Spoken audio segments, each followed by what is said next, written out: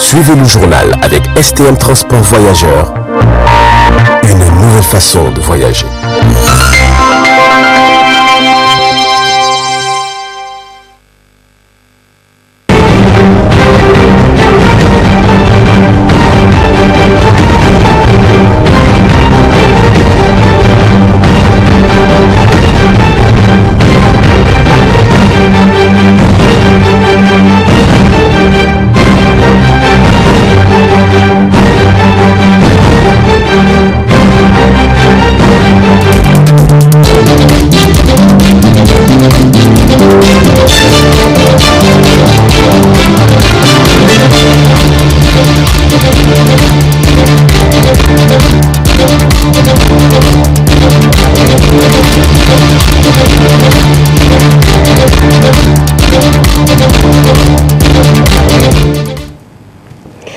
Monsieur, dames, bonsoir et bienvenue à cette édition d'information consacrée à la rétrospective de la semaine sur Tambra Télévision. Poursuite des travaux en séance plénière de la deuxième session ordinaire au titre de l'année 2021 de l'Assemblée nationale hier samedi 9 octobre 2021 avec un seul point inscrit à l'ordre du jour, notamment la prestation de serment des nouveaux membres de la Commission nationale des droits humains. C'était sous la présidence de son Excellence El Haj Seyni Oumarou. Les temps forts avec Haïssa Adamou, Ibrahim Kantama. Ils sont au nombre de 9, dont 2 femmes, les nouveaux membres de la Commission nationale des droits humains, a prêté serment ce samedi 9 octobre 2021 à l'Assemblée nationale nigérienne. Ainsi, cette prestation de serment est le seul point inscrit à l'ordre de cette séance plénière, d'où le lieu pour M. Seyni Oumarou, président de la dite institution, de rappeler à ses nouveaux membres les dispositions de la loi avant d'entrer en fonction. Ces nouveaux membres de la Commission nationale des droits humains ont tous tour à tour prêté serment avant de livrer leurs impressions. Après 2 mois d'attente, après notre nomination par un décret, et nous voilà aujourd'hui devant l'Assemblée pour prêter serment. J'ai dit d'abord que le président de l'Assemblée, à travers donc la loi, nous a renvoyé à l'exercice de nos fonctions. Et une fonction, une mission très noble assignée à nous commissaires. Et aujourd'hui, nous devons respecter tous les serments que nous avons signés aujourd'hui devant les honorables députés. Je souhaiterais à tous les commissaires d'être présents à toutes les activités de la commission et surtout de respecter cette loi. Et je souhaite bonne chance et tout au long de notre mandat qui est un mandat de 4 ans, renouvelable une fois. Par ailleurs, nous nous sommes sentis encore plus investis d'une mission dont nous mesurons les poids à la lecture du serment. Mais comme vous le savez, nous avons toujours été un acteur de la société civile. C'est notre quotidien, la défense et la promotion des droits humains. Et aujourd'hui que nous serons aux côtés d'autres commissaires au niveau de la Commission nationale des droits humains, nous allons nous battre comme toujours pour que les droits humains soient une réalité dans notre pays. Nous ne sommes pas seuls, nous sommes 9 commissaires et chacun a été choisi par des corporations et l'objectif principal c'est de faire la promotion des droits humains et la défense des droits humains. L'ordre du jour étant épuisé, le président de l'Assemblée nationale, Seyni Oumarou, a annoncé que les travaux en séance plénière reprendront le mardi 12 octobre 2021 à l'ordre du jour contrôle de l'action gouvernementale. Cérémonie de clôture à l'hôtel Bravia de Niamey de la formation à l'égard des agents de contrôle de la Cour des comptes dans le cadre de renforcer leur capacité de contrôle sur la gestion des fautes. Retrouvons une fois de plus Haïssa Adamou sur les images de Abdelmoumouni Abraman. Après 4 jours d'intenses travaux, cette cérémonie marque la fin de la formation organisée par la Cour des comptes à l'endroit de ses agents de contrôle sur la gestion des fautes. Une occasion pour le professeur Nare Oumarou, premier président de la dite Cour, à révéler l'intérêt de cette formation. Au bout de 4 jours d'intenses travaux faits de présentations, suivis de riches débats et d'échanges d'expériences entre théoriciens et ou praticiens et les membres du personnel de contrôle de la Cour des comptes, nous sommes au terme de cette session de formation qui a porté sur les fautes de gestion. En effet, les exposés sur ce thème illustrés d'une abondante jurisprudence et de nombreux cas pratiques tirés de la riche et longue expérience des experts commis à cette session ont permis à nos travaux d'atteindre amplement les objectifs escomptés. À l'issue de cette formation, je suis convaincu que les membres du personnel de contrôle de la Cour des comptes en tireront des avantages certains de nature à améliorer la qualité de nos contrôles et l'efficacité de notre précieuse contribution à la bonne gouvernance des finances publiques dans notre pays. Mesdames et messieurs, la décision de la direction de la Cour d'organiser une session de formation sur la thématique faute de gestion au profit des membres du personnel de contrôle de notre haute juridiction est d'autant plus pertinente qu'elle répond pleinement à un souci maintes fois exprimé par les magistrats et vérificateurs, car nombreux sont ceux qui ne sont pas familiers à ce volet de la mission expressément confiée à notre institut. Vous comprenez dès lors tout l'intérêt que revêt cette session de formation pour l'ensemble du personnel de contrôle de la Cour des comptes. Les sanctions découlant des fautes de gestion constituent sans doute un outil de rappel permanent des responsabilités qui incombent aux comptables publics, aux ordonnateurs, aux administrateurs de crédit et leurs délégués, etc. Bref, à tous les intervenants dans les circuits des dépenses et des recettes. La Cour des comptes est donc investie de la mission de veiller à l'application des lois, règlements, textes communautaires et normes internationales pour que la peur du gendarme financier continue à inspirer de la sagesse aux divers responsables de la gestion des finances publiques. Au terme de ces travaux, notons que cette formation de renforcement de capacité d'une capitale importance va aider davantage les agents de la Cour des comptes à exercer le contrôle sur les fautes de gestion tout en évitant les risques. Également des travaux de la coordination nationale de travail couplés à la formation des agents de la santé et de l'enseignement organisés par la Confédération démocratique des travailleurs du Niger à son siège de Niamey. Reportage à Mansani. Ces travaux de formation de la coordination nationale, couplés à la formation de contractuels de la santé et de l'enseignement, a réuni les militants et militantes de la Confédération démocratique des travailleurs du Niger CDTN, une activité qui entre dans le cadre du plan d'action de la centrale syndicale. Informer et former sur les droits et devoirs, notamment sur des questions relatives à la sécurité sociale. Les participants à la coordination nationale de la Confédération démocratique des travailleurs du Niger au titre de l'année 2021 exigent le respect des différents protocoles d'accord, l'ouverture des négociations autour de la plateforme revendicative de la CDTN notamment, la régularisation des avancements au choix et le paiement des incidences financières liées aux avancements et reclassements, le rehaussement de l'âge à la retraite de 60 à 65 ans, le recrutement des contractuels à la fonction publique. Pour le secrétaire général de la CDTN, Jibrila Idrissa, celui-ci se réjouit de la disponibilité de tous les militants à l'occasion de cette séance de formation. À l'occasion des travaux de notre coordination nationale, les attentes qui ont été exprimées à l'endroit du gouvernement se résument à deux éléments importants. D'abord, que le gouvernement se montre plus disponible au dialogue social dans notre pays. Deuxièmement, que le gouvernement ouvre le plus rapidement possible les négociations sur les différents cahiers de doléances qui sont sur sa table ou sur son bureau.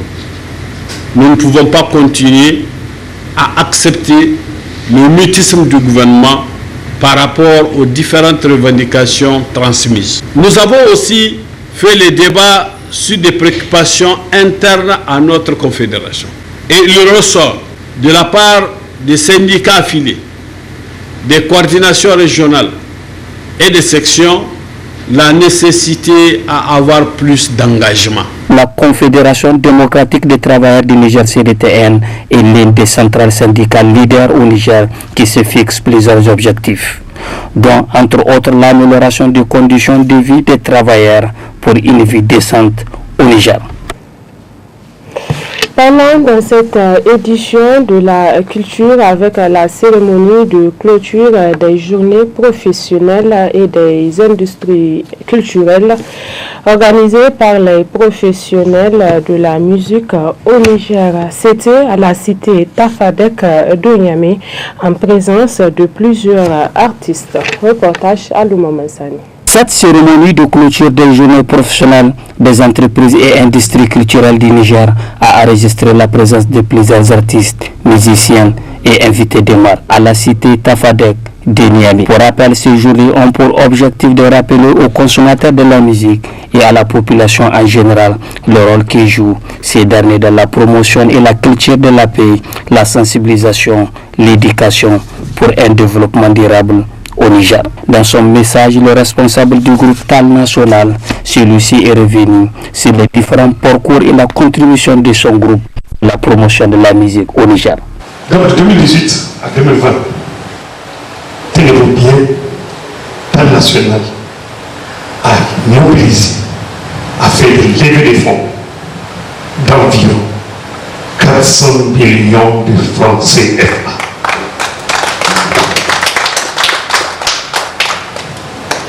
On est répartis. Tous sont témoins ici. Que pour encourager la consommation de notre culture, la consommation de la musique nigérienne, TAL national a donné ici, sur ce podium, 32 véhicules. 32 véhicules à des femmes. Certains se sont retrouvés avec 4 véhicules de la part de TAL national pour leur témoigner notre gratitude pour la consommation et pour les encourager à faire consommer la culture nigérienne, même au-delà de nos frontières. Ce n'est pas que nous avons de l'argent injecté, mais c'est de l'argent injecté dans l'économie du Niger. Nous avons initié ici des soirées de levée de fonds, en soirée sous forme de copto. D'abord, on a commencé après la Covid-19.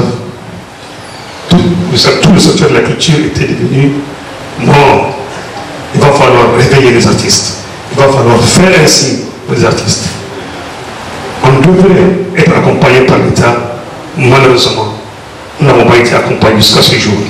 On a eu de vivre un sac, de mille ou de sabots. Dieu merci. Le directeur général de l'Agence de promotion des entreprises et industries culturelles du Niger, AFEC, Omar Moussa, se réjouit de cette initiative. Pour ces derniers, son agence apportera celle de sa pierre pour la promotion des industries culturelles, a-t-il martelé. Par rapport à votre cri de cœur, l'APEC restera à votre côté. Donc, en tout cas, dès les semaines prochaines, donc, nous allons essayer de vous aider, en tout cas, à vous structurer, donc à avoir un caractère un peu formel de votre entreprise. Et là, vous pouvez toujours compter en tout cas sur l'agence pour le faire. Donc nous prenons l'engagement solennel de vous aider à structurer votre entreprise pour qu'elle soit plus performante, plus vivante et également plus culturelle, si on peut le dire. Dans son discours de clôture, le représentant du ministre de la Culture et de l'Artisanat, Mamoudou Abdou Salam, a rappelé la volonté et artistique au Niger pour appuyer toutes les œuvres culturelles. Comme vous le savez bien, le programme de la Renaissance, acte 3, de son Excellence, M. Mohamed Bazoum, président de la République du Niger, ainsi que la déclaration de la politique générale de son Excellence, Hamadou Mohamedou, Premier ministre, chef du gouvernement, font de la culture un levier important sur lequel des actions de développement peuvent s'appuyer pour la croissance économique dans notre pays. Ces journées professionnelles des industries culturelles est une occasion de découvrir le meilleur talent afin d'examiner les forces et faiblesses des œuvres culturelles et artistiques à travers des prestations aussi fortement saluées par le grand public. La suite de cette rétroactualité de la semaine, l'hôtel Noum de Niamey a servi de cadre au cours de cette semaine au lancement officiel de la semaine de mobilisation des porteurs d'obligations organisée par le projet PASOK en prélude à la journée internationale de la jeune fille. C'était sous le haut parrainage de la ministre de la promotion de la femme et de la protection de l'enfant, Zainab Gagara Abdelmoumouni Atraman. Financé par l'Union européenne à travers le programme d'appui à la société civile PASOK 3, mis en œuvre par le consortium CONID EPAD Niger. Cette cérémonie du lancement officiel de la semaine de mobilisation des porteurs d'obligations rentre dans le cadre commémoratif de la Journée internationale de la jeune fille édition 2021 sous le thème Génération numérique, notre génération, dans l'objectif et le maintien de la jeune fille à l'école. La chef du projet PASOK 3 est revenu sur les buts du projet. Le projet a pour objectif principal de renforcer les organisations de la société civile intervenant dans la protection des droits de l'enfant pour le développement d'un environnement propice et résilient pour les enfants au Niger. De façon spécifique, le projet vise à promouvoir une culture de reddition de comptes au niveau des structures membres de la CONID et favoriser l'émergence d'un leadership féminin et jeune. Redynamiser les cadres de concertation et de dialogue entre les leaders religieux et coutumiers et les pouvoirs publics dans les 8 régions en vue de favoriser l'engagement des organisations d'enfants et jeunes dans le suivi général des droits de l'enfant et le plaidoyer. Le président de la coalition des organisations nigériennes des droits de l'enfant, CONID, a évoqué les points d'intervention du projet. Des initiatives semblables sont actuellement en cours à Guinarouji, Tchadoua et les 3 arrondissements communaux de Maradi, où avec l'appui de Girls First Fund, plus de 100 jeunes filles interagissent pour diffuser des informations via les plateformes WhatsApp. Mesdames et messieurs, EPAD, l'associé de la CONID, dans le projet Action concertée pour une effectivité des droits de l'enfant au Niger, financé par l'Union européenne que nous remercions au passage, à travers le programme d'appui à la société civile phase 3 PASOK, met également en œuvre 2 initiatives qui couvrent l'ensemble des régions du Niger et élargit d'ailleurs aux communes minières d'Arlit, Tirozérine, Ngurti, Malbaza, Goté, Wallelewa et Tanout, en collaboration avec le programme d'appui à la gouvernance démocratique, le PAGOD, sous le financement de la coopération suisse. Sur ces 2 initiatives, 335 jeunes, en parité filles et garçons, s'activent sur les réseaux sociaux pour promouvoir une culture de bonne gouvernance et la promotion des droits humains. La ministre de la promotion de la femme et de la protection de l'enfant a rappelé les objectifs visés à travers cette journée. Cette journée met l'accent sur la nécessité de relever les défis auxquels sont confrontées les filles pour promouvoir leur autonomisation et le respect de leurs droits. À cet effet, nous devons faire le point sur les droits des filles et sur les obstacles qui les bloquent dans leur jouissance.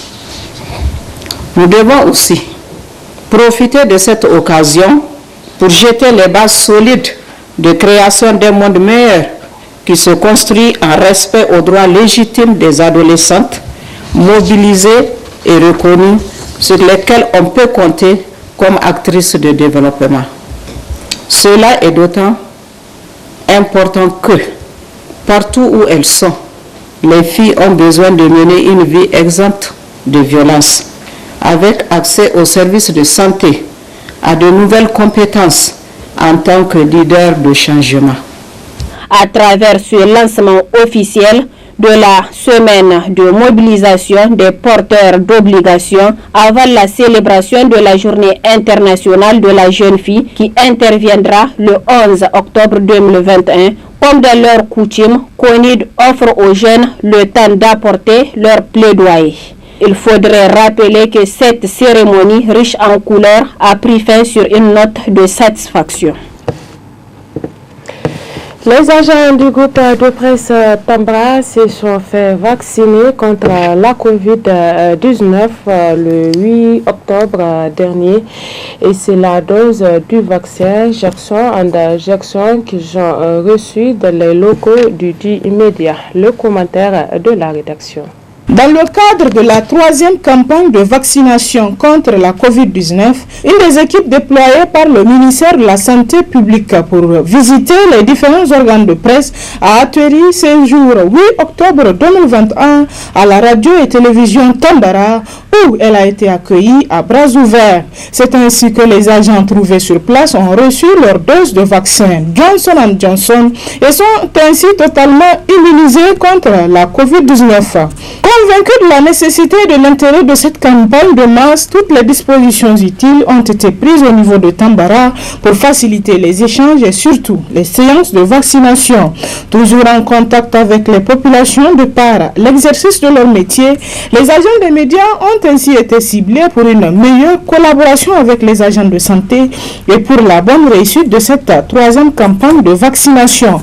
Rappelons qu'à travers cette dernière, les autorités sanitaires envisagent d'atteindre les 30% de personnes vaccinées d'ici décembre 2021, ce qui permettra de classer le Niger au rang des pays immunisés contre cette pandémie. En donnant l'exemple, les agents des médias pourront ainsi intensifier les actions de sensibilisation des populations, notamment sur des questions de santé publique, afin de mieux les protéger contre toutes sortes de maladies et surtout contre cette pandémie de coronavirus qui se vit dans le monde entier depuis 2019.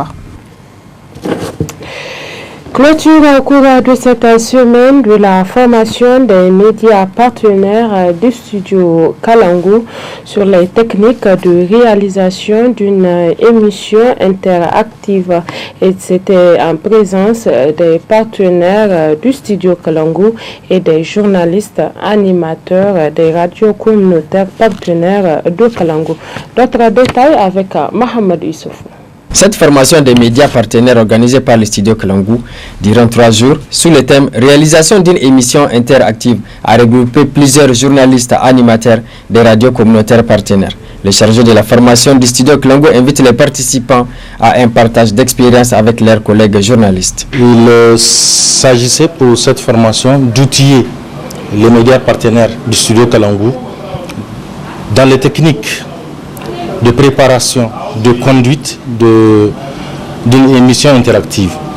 Comment la préparer, comment la conduire, comment aussi gérer ces appels téléphoniques. Vous n'êtes pas sans savoir que quand on parle d'une émission interactive, c'est cette émission-là qui permet à l'animateur d'interagir avec des auditeurs à travers des appels, à travers des messages, à travers WhatsApp, etc. Donc il s'agissait pour nous, bien que ces animateurs ont l'habitude de faire ce type d'émissions, de renforcer leur capacité. Et aujourd'hui, au terme de ces 3 jours, nous demeurons confiants quant à l'usage qu'ils feront de ces enseignements pour améliorer leur pratique, pour désormais bien mener leur émission interactive. Pour M. Yawel Abdelmoumouni, ces moments d'échange ont été très fructueux car ils ont beaucoup appris dans le cadre de leur travail d'animateur et de la gestion des auditeurs. On réalise des émissions interactives à l'état un peu naturel. Aujourd'hui, nous sommes venus, on a eu en tout cas l'outil nécessaire pour la réalisation de ces genres d'émissions. Avant, on les faisait d'une manière un peu classique, mais maintenant, du moment où on a eu l'outil nécessaire pour la réaliser, vous avez vu, on a déjà fait le travail en théorie et en pratique. Vous avez suivi avec nous la projection d'une émission réalisée et je pense que ça va un peu. Pendant ces 3 jours, on a appris beaucoup de choses et à notre retour, dans nos médias un peu respectifs, on va aller un peu aussi former ceux-là qu'on a laissés pour qu'ils soient au même niveau que nous, pour que la formation soit en tout cas une formation partagée. Parce que quand tu reçois une formation, tu ne dois pas garder ça pour toi. Tu dois au moins la partager avec tout le personnel de la radio ou bien de la télévision. Donc vraiment, on remercie la Fondation Hirondelle et le projet Studio Kalangu qui chaque mois appelle les radios partenaires pour ce genre de formation dans des thématiques un peu différentes. A noter que cette formation qui a duré 3 jours au sein du studio Kalangu a été sanctionnée par des passeports de formation remis à tous les participants. Le Niger, à l'instar des autres pays du monde, a célébré le 5 octobre dernier au centre culturel Oumarou Ganda de la journée mondiale des enseignants, édition 2021 organisée par l'International de l'éducation section Niger. D'autres précisions avec Ramat Oumarou Abdelraouf Dayabou.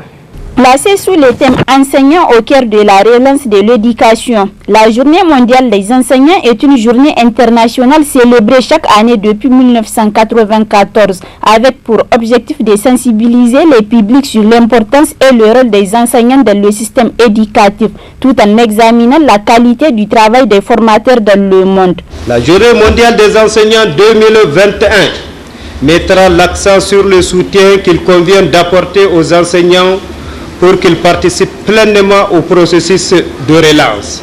Elle a pour thème les enseignants au cœur de la relance de l'éducation. Cette année, les célébrations de la Journée mondiale des enseignants auront lieu en même temps que la réunion du comité conjoint OIT-UNESCO d'experts sur l'application des recommandations concernant le personnel enseignant qui se tiendra du 4 au 8 octobre 2021.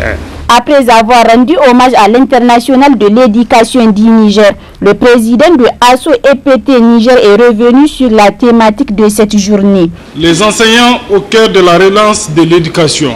Ce thème nous donne l'occasion de mettre la profession enseignante à l'honneur dans le monde entier et de faire le point de progrès accompli et d'appeler l'attention sur la voie des enseignants et contribuer au développement du capital humain au service de la qualité de l'éducation telle prônée par les autorités de la 7e République. Notre coalition ASSO-EPT est plus que jamais convaincue que l'année 2021 a été une année difficile pour tout le monde. C'est pourquoi aujourd'hui, nous avons besoin du leadership des enseignants dans les écoles, dans la communauté, dans le pays et dans le reste du monde pour assurer une éducation gratuite de qualité pour tous, défendre l'éducation contre l'austérité et assurer que les enseignants sont entendus. Le secrétaire général de l'éducation nationale, quant à lui, a fait un bref historique de la journée avant de rappeler que l'enseignant est au cœur de la relance de l'éducation actuelle. Cette journée nous permet de faire le focus sur une de ces thématiques, celle relative au capital humain qui consiste à former les enseignants, améliorer leurs conditions de travail, promouvoir leur carrière, relever leur niveau de qualification. Cette édition 2021, placée sous le thème « Les enseignants au cœur de la relance de l'éducation », revêt tout son sens parce que le thème choisi est en lien avec l'ODD 4 qui reconnaît le rôle clé des enseignants dans la réalisation de l'agenda éducation 2030. Dois-je alors noter remarquablement le lien entre les deux thèmes choisis, le développement du capital humain au service de la qualité de l'éducation d'une part et les enseignants au cœur de la relance de l'éducation d'autre part. Cette coïncidence thématique est dictée probablement par une évidence, celle d'une posture qui rassure à plus d'un titre. Lorsque les décideurs et les acteurs de l'éducation s'accordent sur une nécessité, ils agiront assurément pour la même option. Le gouvernement mettra ainsi tout en œuvre pour que les enseignantes et enseignants soient au centre de ce processus de relance de l'éducation qui est le produit du gouvernement, mais aussi une attente de notre société.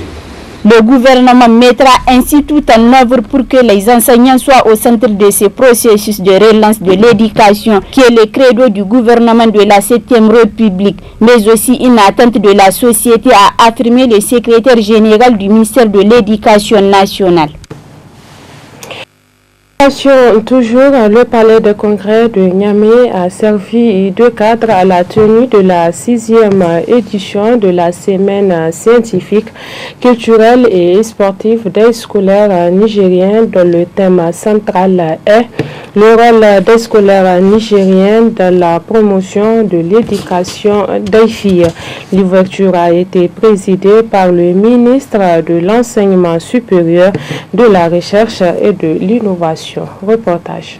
Placé sous le thème rôle des scolaires nigériens dans la promotion de l'éducation des filles, cette 6e édition de la semaine scientifique, culturelle et sportive des scolaires nigériens qui a réuni l'ensemble des scolaires à Niamey va permettre à l'ensemble des scolaires nigériens de converger leurs réflexions vers le développement de notre pays à travers la promotion de la culture, de la paix, de la non-violence et de la promotion de l'éducation de la jeune fille. L'USN en tant qu'organisation avant-gardiste s'est lancé depuis un certain temps dans ce noble combat consistant à promouvoir l'éducation des filles afin de mieux assurer la transition démographique et atteindre les objectifs liés au développement durable. D'où l'importance d'une telle activité qui regroupe l'ensemble des représentants des scolaires nigériens afin de mieux comprendre les enjeux et dégager les meilleures perspectives liées aux défis de l'éducation des filles dans notre pays. Face à la recrudescence de multiples défis irrélatifs, il est éminemment important de mûrir et façonner des réflexions pour qu'ensemble nous puissions fragmenter les défis actuels et futurs de la déscolarisation des jeunes filles de notre pays. Un bémol d'autant plus majeur qu'il requiert l'apport de toutes les couches socio-professionnelles de notre pays. C'est pourtant de cela qu'il s'agit, car beaucoup de filles sont retirées de l'école pour être mariées. Le mariage est devenu depuis un certain temps un sujet très sensible au Niger. Par exemple, au Niger, 3 filles sur 4, 3 quarts, sont mariées avant l'âge de 18 ans et un tiers d'entre elles avant l'âge de 15 ans. Âge pourtant légal pour les filles. Le Niger est le pays qui connaît la plus haute prévalence du mariage précoce, soit 15% contre 37% en Afrique subsaharienne. Ce qui doit amener les autorités à mettre l'accent sur les politiques publiques éducatives dynamiques et concertées entre les acteurs afin de booster l'émergence de notre pays. Après avoir salué l'initiative de l'USN, le ministre des Enseignements supérieurs est revenu sur la thématique retenue pour la circonstance et a mis l'accent sur la question sécuritaire au Niger. Préparer l'avenir, c'est un grand challenge dans un pays en guerre. Parce que trop souvent nous oublions que le Niger est en guerre. Le Niger est malheureusement victime de multiples agressions dans tous ses flancs. Cela impose à l'État de devoir consacrer d'énormes ressources. Alors que parallèlement, le président de la République, Bazoum Mohamed, a mis au devant de ses priorités l'éducation. Nous nous trouvons devant ce paradoxe. Comment investir comme il ambitionne dans l'école alors que la guerre injuste qu'on nous impose réclame également des ressources? Je peux vous dire, particulièrement par rapport au domaine de l'enseignement supérieur que je connais, il y a des défis et il y a, ce ne sont pas des ambitions, ce ne sont plus des ambitions, ce sont déjà des engagements. Parce que la normalisation de l'année académique ne tient pas seulement à une somme volontaire, un coup de baguette magique. Il faut des enseignants. Je puis vous dire que j'ai été autorisé, sinon instruit, de recruter pour cette année l'ensemble des besoins exprimés par les 8 universités publiques en termes d'enseignants-chercheurs, et les universités publiques ont demandé 171 enseignants-chercheurs. Je répète, 171 enseignants-chercheurs. Le président Bazoum Mohamed m'a donné le feu vert de les recruter. Notons que plusieurs activités à caractère scientifique, culturel et sportif vont se dérouler pendant les 3 jours qui durera cette semaine culturelle. Nous en venons à présent à la revue de presse hebdomadaire comme chaque semaine. Ralia Sami a parcouru pour nous les journaux parus au cours de cette semaine. Très bonne réception et bon début de semaine. Bonsoir.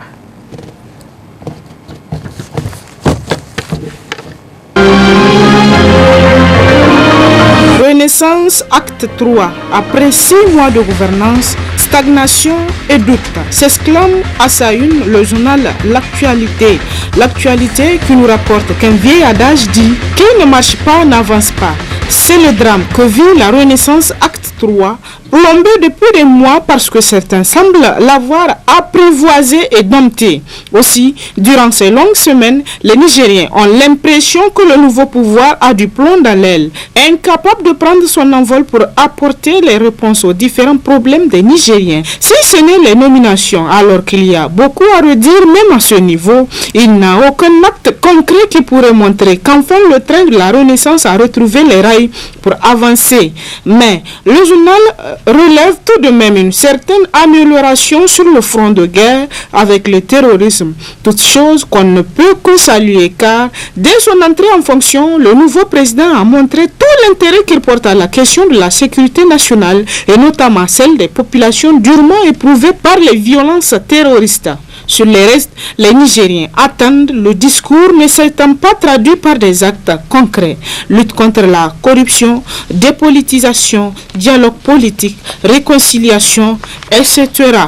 Le journal L'Indépendant Plus lui rapporte dans ses colonnes « Promotion de la bonne gouvernance, le président de la République exhorte les acteurs judiciaires à jouer leur partition. » Pour le chef de l'État, la bonne gouvernance, c'est avant tout une justice égale pour tous, rendue dans la célérité, l'efficacité, la transparence et l'équité. C'est conscient de cette réalité que j'ai inscrit au cœur de mon engagement politique la lutte contre l'impunité et la corruption comme moyen de renforcement de la bonne gouvernance et de l'état de droit au Niger. Au président de la République d'ajouter que dans notre démarche, les barreaux jouent un rôle important dans l'édification de l'état de droit à travers le renforcement de l'appareil judiciaire dans toutes ses composantes. Le journal ajoute que le président de la République a saisi l'occasion pour exhorter les acteurs et les animateurs de l'appareil judiciaire, juges, avocats, huissiers, etc. au Niger et en Afrique au respect scrupuleux et procédures et à résister aux tentations et autres dérives qui déshonorent leurs différentes professions. En marge du Conseil supérieur de la magistrature, le président Mohamed Bazoum a rappelé la place de la justice dans son programme de gouvernance. La justice est au cœur du projet que j'ai proposé aux Nigériens parce que j'ai pleinement conscience que le respect du droit, de l'équité et de toutes les valeurs de la démocratie n'est possible que lorsqu'il y a une justice de qualité, efficace, équitable et accessible aux citoyens, tout en étant le moteur de la promotion de la culture, de la transparence et du respect scrupuleux du bien public. Cet appel, le journal estime que le président de la République l'a réitéré à plusieurs occasions aux acteurs de la justice. C'est pourquoi, lors de ma récente rencontre avec les avocats, je leur ai indiqué toute l'importance que j'accorde à leur activité pour combattre la corruption, l'impunité et le déni de justice afin de contribuer au renforcement de l'état de droit. Lors de son discours d'investiture, le journal rappelle que le président Mohamed Bazoum a invité les Nigériens, chacun en ce qui le concerne, à jouer sa partition. Le Niger attend de nous que nous nous mettions tous au travail, chacun à son niveau dans la cohésion, l'harmonie et la conviction que notre avenir dépend de nos engagements patriotes et de notre souci du bien commun. Quant au journal L'Enquêteur, il rapporte dans ses colonnes que Bazoum a ordonné une vague d'inspection générale d'État à la présidence, à la primature, à l'équipement, etc. Une déferlante d'inspection générale d'État est ordonnée par le président de la République. Bazoum Mohamed veut voir clair selon le journal dans la gestion de plusieurs ministères et pas des moindres. Le chef de l'État est-il monté sur son cheval de bataille contre la corruption, s'interroge le journal, pour qui de toute évidence l'affaire Ibou Karadje n'est qu'une entrée en matière pour le président de la République quant à sa volonté de tordre le cou aux pratiques corruptives durant son quinquennat. Bazoum Mohamed a visiblement un gros appétit de transparence dans la gestion des deniers publics. Il veut s'attaquer au pot de vin, surfacturation, dépenses inopportunes, commandes fictives, commandes partiellement livrées, etc. C'est art qu'il a énuméré dans son discours d'investiture du 2 avril 2021. Le chef de l'État veut donner vie à l'un de ses engagements phares. La meilleure façon de lutter contre la corruption est de sévir contre ceux qui s'en rendent coupables. Le 20 septembre 2021, le journal le rappelle que Bazoum Mohamed a présidé une réunion élargie au Premier ministre, à plusieurs membres du gouvernement et des présidents d'institutions. La gouvernance économique et la lutte contre la corruption ont été au cœur de cette rencontre dont aucune conclusion n'a fuité.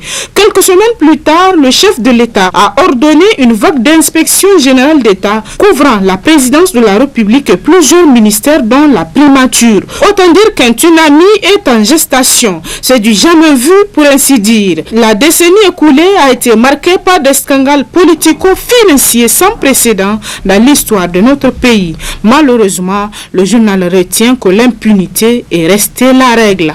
Puis en politique, le Courrier rapporte à sa une que le PNDS est au bord de l'éclatement. Le climat est plus que tendu entre le clan du président Mohamed Bazoum et celui dit de l'ancien président qui tirerait des ficelles au sein du PNDS Tareya. Le parti semble, selon le journal, s'orienter inéluctablement vers un éclatement irrémédiable. En tout cas, selon la source du journal, la méfiance serait grande entre les ténors du parti. Le contrôle de la formation politique et la volonté du président Bazoum Mohamed à mener un combat hardi contre l'impunité serait à l'origine de cette crise qui est en train de couver et dont la maturité risque d'être à terme avant l'heure. Selon la source du journal, il est fréquent ces derniers temps de voir des responsables du parti s'insulter à travers des SMS et d'autres canaux de communication. Selon la même source, décidé de freiner Bazoum au bout de son premier mandat, les partisans de l'ancien président seraient en train de baliser voire miner le terrain politique contre une quelconque velléité d'un second mandat par Bazoum. À cet effet, le journal écrit plus loin dans ses colonnes qu'ils auraient déjà commencé à prendre langue avec certains responsables régionaux pour empêcher une mainmise de Bazoum Mohamed sur le PNDS. Pour eux, au dire de la source du journal, c'est à l'ancien président de décider de qui doit être le premier responsable du parti. Une situation qui empoisonne l'atmosphère au sein du PNDS et qui obscurcit le ciel sur la tête de Bazoum. Comme motif, l'on parle de l'exclusion de certains grands turiféraires de l'ancien président dans la gestion du pays. Le mécontentement serait à son comble dans son camp, surtout avec récemment les nominations à la tête des gouvernorats au cours desquelles certains affidés de Issoufou ont été évincés de leur poste. Du reste, Bazoum Mohamed serait déterminé à en découdre avec le système bancal et corrompu laissé par l'ancien président.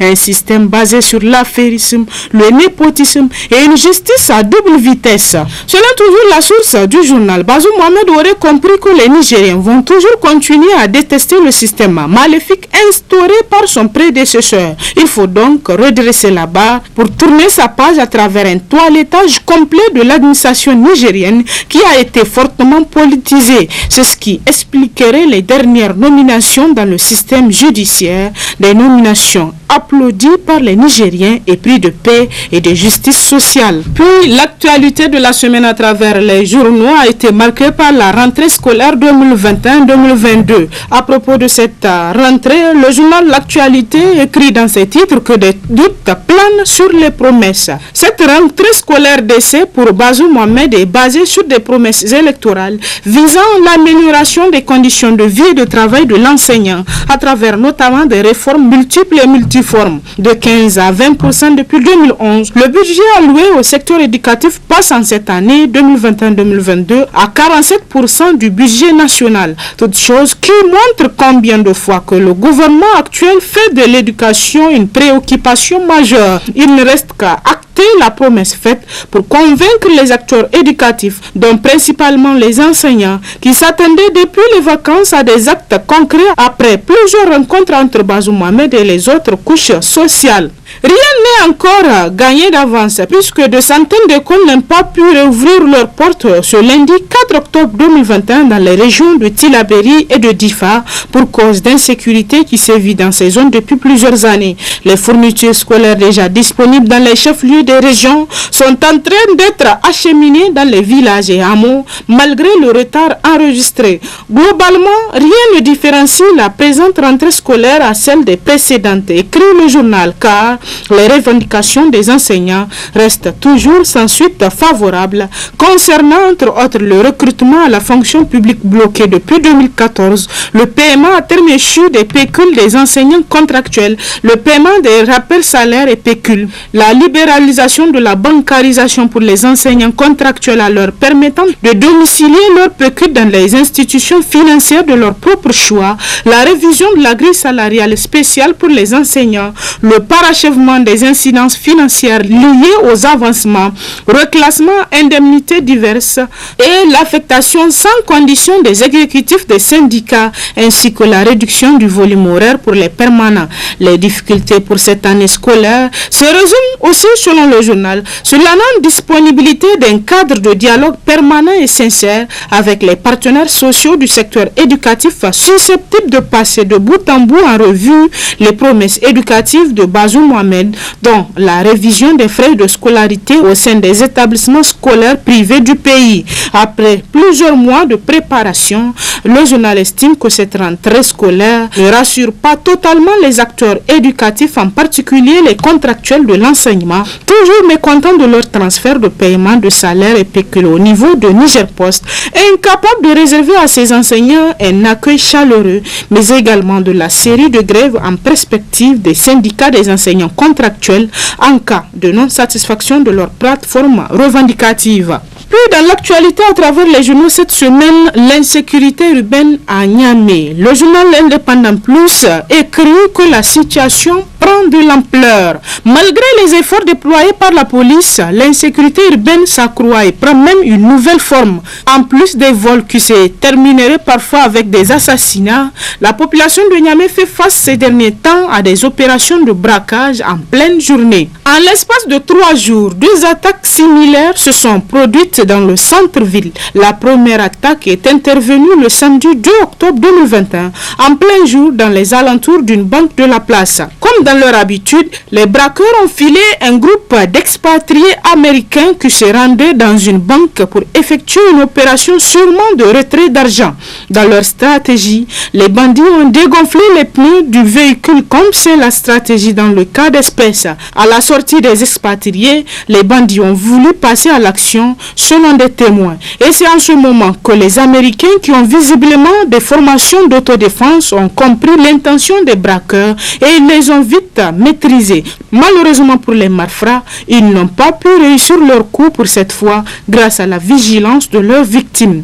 La deuxième attaque s'est déroulée le lundi 4 octobre 2021 aux environs de 11 h au niveau de l'ancien petit marché à quelques mètres du commissariat de police. Comme dans un film hollywoodien, les bandits étaient postés dans un coin, non loin de l'ancien emplacement de l'agence Ecobank dont les locaux sont actuellement occupés par l'agence d'assurance Sounou Assurance.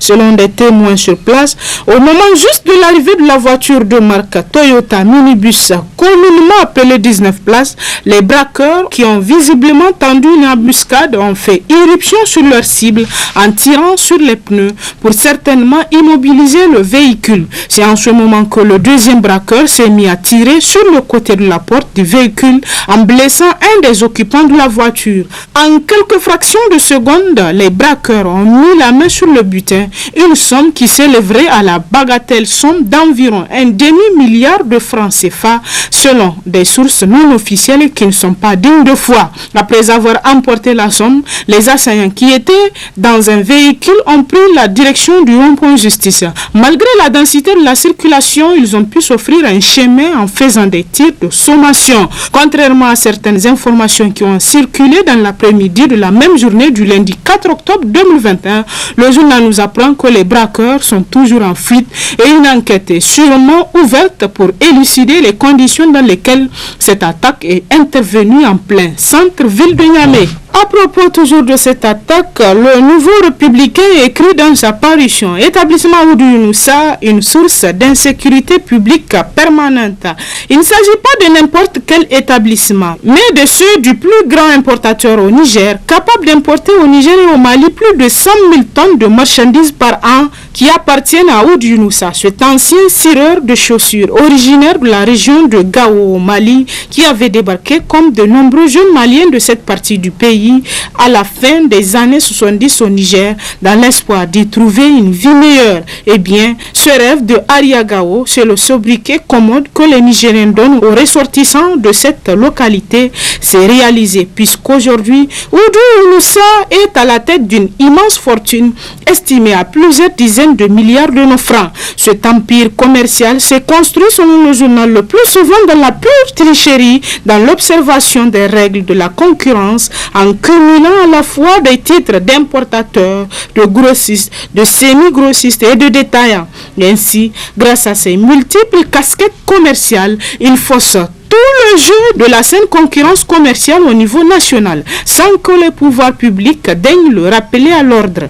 Pire, à un moment, grâce notamment à certaines complicités au sein de la douane nigérienne, ces marchandises en transit étaient reversées sur le territoire nigérien sans avoir payé les droits fiscaux nationaux. Démasqué par une inspection menée dans les services douaniers en 2012, il avait été arrêté, écroué et ses établissements avaient subi un redressement fiscal de plusieurs milliards de nos francs. Finalement, il réussit à s'en tirer à bon compte en prenant astucieusement la carte du Parti Rose. Auparavant, sous la 5e République de Tanja Mamadou, il avait été épinglé par la Direction générale des impôts qui lui reprochait la rétention de la TVA sur ses ventes commerciales, croyant certainement que cette somme lui appartenait personnellement.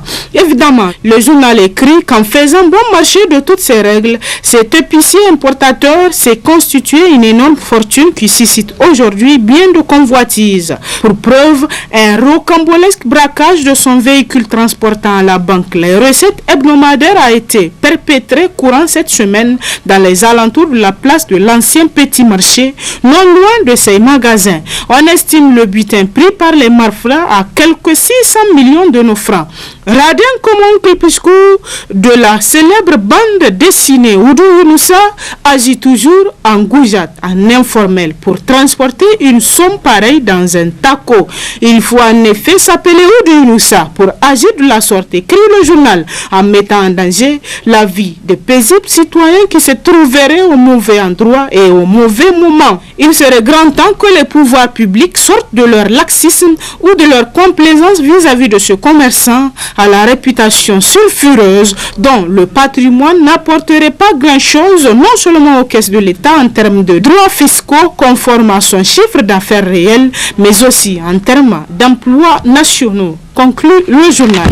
Et pour finir, parlons de la présentation du projet de loi de finances. La réaction de l'opposition, rapporte toujours le journal La Nation dans ses colonnes. En refusant de participer à la présentation solennelle du budget de l'année 2022 devant la plénière de l'Assemblée nationale le mardi 5 octobre 2021, les députés de l'opposition ont voulu rappeler au gouvernement que le projet de loi de règlement de l'année 2020 n'est pas au rendez-vous de la procédure préconisée par les différents textes édictés aussi bien au niveau régional que national. En effet, selon le journal, l'article 63 du guide didactique de la direction numéro 06/2009/CM/UEMOA du 26 juin 2009 portant loi de finances au sein de l'UEMOA dispose que le projet de loi de finances de l'année numéro +1 déposé au Parlement en année N ne peut être discuté tant que le projet de loi de règlement de l'année numéro -1 n'a pas été déposé.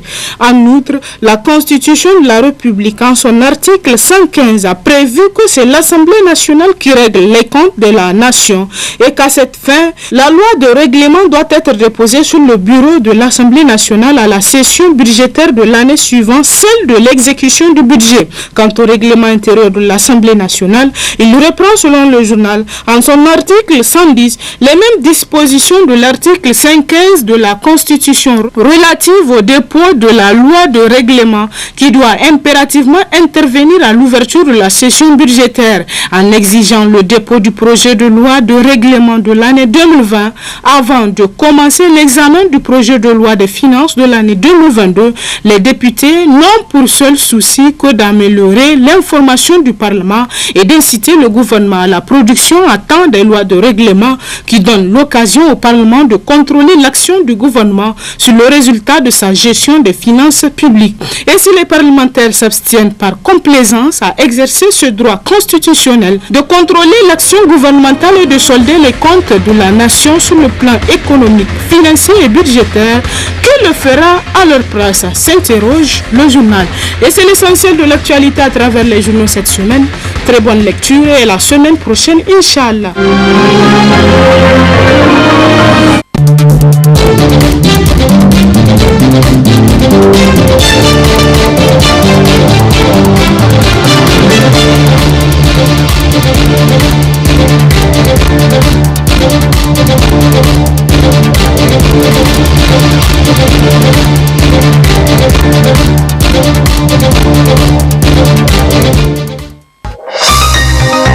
Ce journal vous a été présenté par STM Transport Voyageurs.